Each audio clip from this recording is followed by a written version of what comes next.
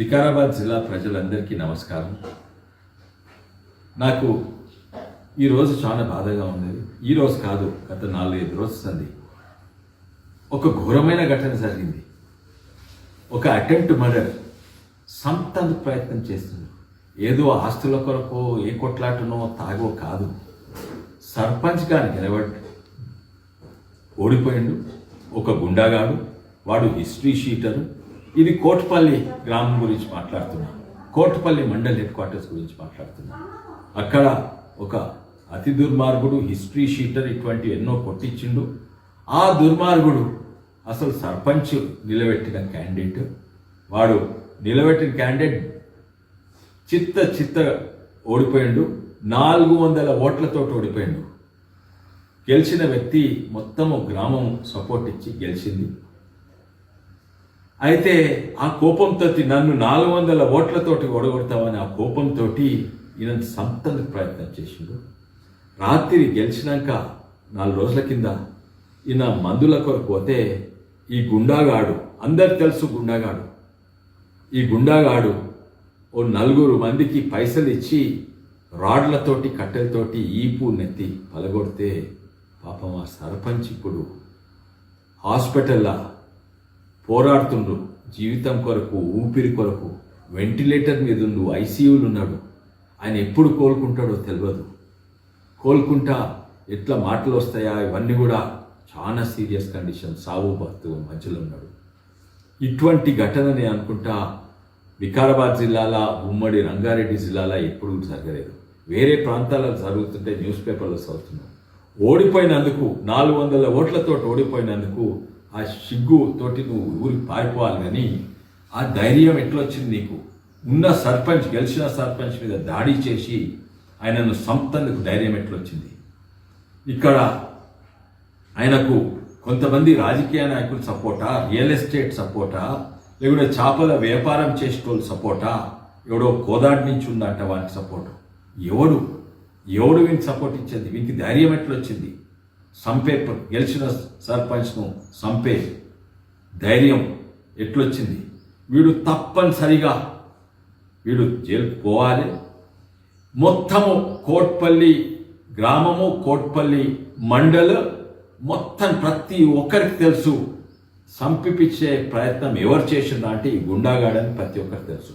వీడు ఇట్ట 10 ఏళ్ళు లోపట్టు పోకుంటే మనకు రోషం ఉందా? మా ప్రజలకు, వికారాబాద్ ప్రజలకు రోషం ఉందా? వికారాబాద్ ప్రజలు ఎవరో మా సర్పంచ్ను సంతం చూసి ఆయన ఐసీయూలో పడితే మనం సప్పుడు చేయకుంటామా?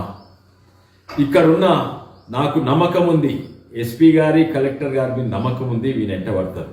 కానీ పోలీస్ మీద కింది నుంచి మీద వరకు, CI, investigation officer, DSP and ఎవరి మీద కూడా ఒత్తిడి పెట్టొద్దు. నాకు తెలుస్తుంది ఏంటంటే కొంతమంది ఒత్తిడి పెడుతున్నారు.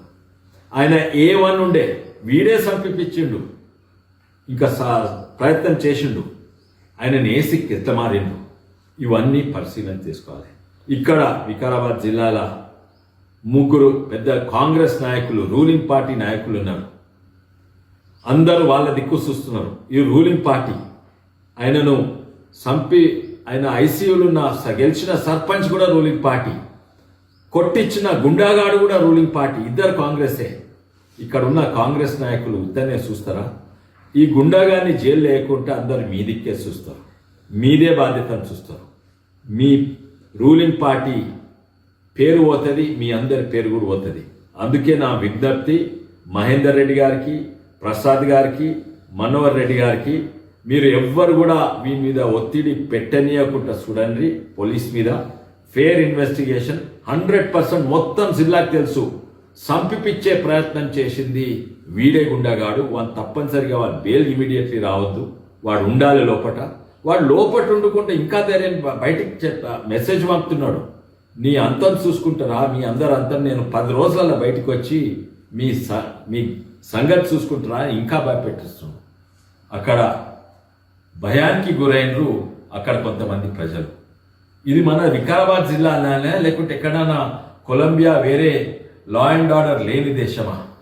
తప్పనిసరిగా నాకు నమ్మకం ఉంది ఎస్పీ గారు అండ్ కలెక్టర్ గారు న్యాయం చేస్తారని. కానీ రాజకీయ నాయకులు ఎవ్వరు కూడా వీనికి సపోర్ట్ ఇవ్వద్దని చెప్పిన వీడు వికారాబాద్ జిల్లాలో వాడు బ్లాక్ లిస్ట్ కావాలి, వీడు ఎక్స్కమ్యూనికేట్ కావాలి, వీడు సమాజం నుంచి దూరం ఉంచాలి.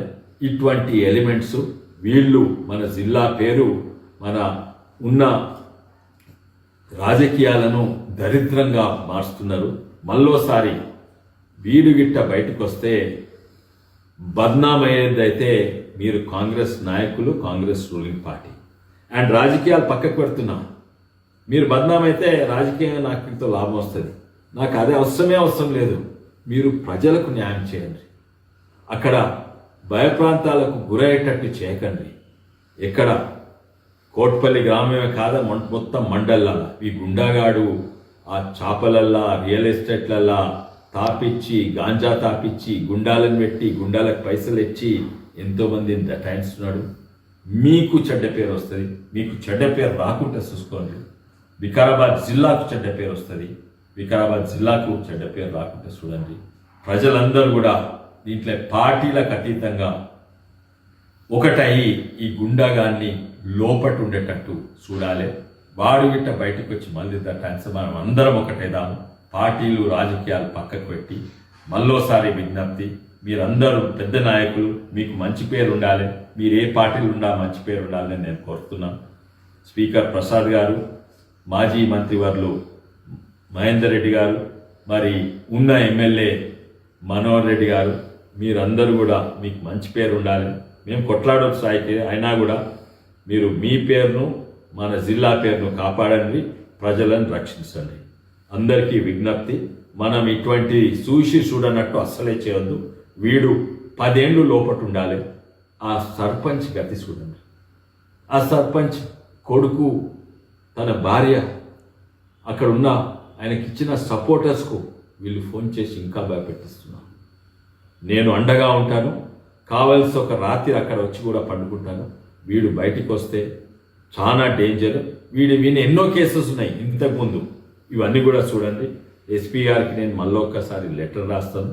పాత కేసెస్ కూడా డిగప్ చేయమని చెప్తాను. నమస్కారం.